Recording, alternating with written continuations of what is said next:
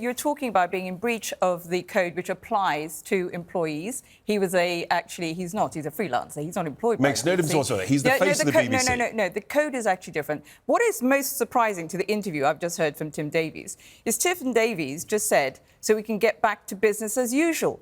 Business as usual is a whole problem with the BBC and the way it's been working is because it's not impartial. I think the problem is with all of this week is that they've shown that they're an organisational shambles. The people at the top there are biased and shouldn't be there. And to restore credibility is really important because all of our shared national institutions, need to have people trusting it. But that's what was damaged this week. Right, I agree. But Richard, at the heart of this, to me, this is very straightforward. Given the volume of people who appear as BBC faces, Lord Sugar, David Attenborough, Deborah Meaden on Dragon's Den, Karen Brady, right? All these people have been pontificating, and I think they're perfectly entitled to, by the way. Yeah. But none of them are actually BBC staff employees. Now, here's my distinction.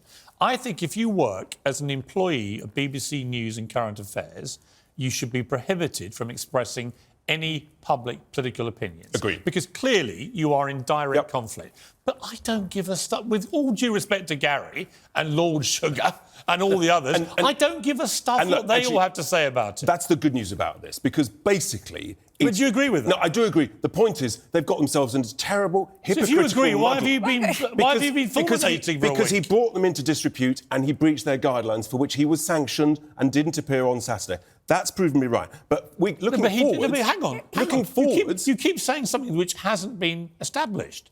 Why was he? If he breached their guidelines, why has suspension been immediately lifted? Why is he back on air? No, he was suspended because he made a comment about the Home Secretary. And we're agreeing the way through, which is... No, this is really important. Look forwards. Suspended for breaching. He was told he couldn't appear on Saturday, and so all the others... Yes, but he had. But in the statement today, there is no mention of him having breached anything.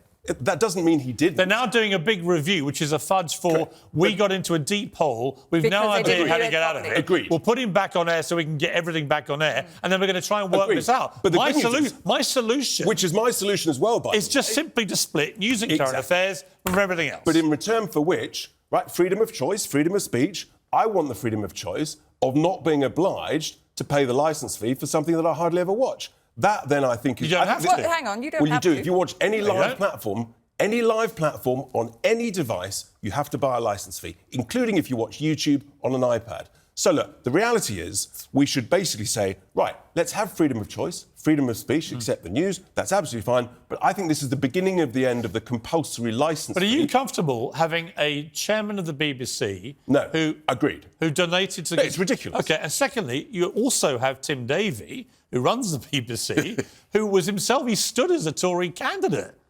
And you've got Robbie Gibbs, and you've got John McCarthy. By the way, I like Tim Davie personally. He's a very smart guy. To me, if you really want to tackle impartiality, that's part of the problem. I'm not defending the BBC. They've got themselves in a terrible muddle. But the point is, if you breach a company's guidelines, if you bring it into disrepute, there has to be a sanction. The sanction has already happened. He didn't appear on Saturday. Oh, by the way, the customer. Look at the customer. More customers watched without him than with him. Hang on. Well, but we know that's just... Look, people would tune if the test card had run, right? As I pointed out to him, actually. I think the point, Gina, is that he was not suspended for any discernible breach of his contract stated by the BBC. He was suspended because of the inflammatory nature of what he wrote. Yes. And I don't agree with what he wrote, but I absolutely defend his right to have that kind of opinion. I absolutely defend his right, and actually everybody who bangs the table about free speech should defend his right. But I just want to pick up something, Richard. I know you're not very good at details, but let me just tell you something about subscription service. Really? Yeah, a subscription service for the BBC, as most free marketeers go on about.